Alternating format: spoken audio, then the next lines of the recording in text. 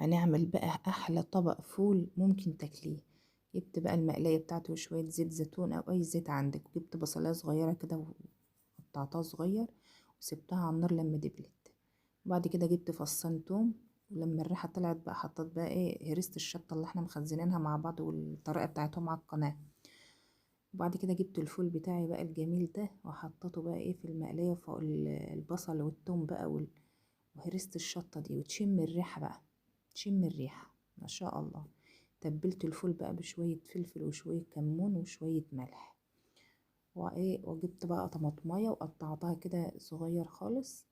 بعد كده حطيتها بقى على الفول بتاعي الجميل ده. وبعد كده جبت بقى شويه طحينه كده، معلقه طحينه، وحطيتهم برضو على الفول كده وقلبتهم تقليبه.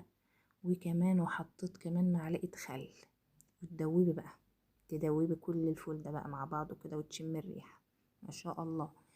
بعد كده خلاص كده الفول خلص اهوت، واحنا بنقدمه في الطبق اهو. وعصرت عليه ليمونه، نص ليمونه كده اعصريها، لو مش عايزين تعصروا ليمون خلاص. وبعد كده حطي برضو معلقه طحينه والف هنا.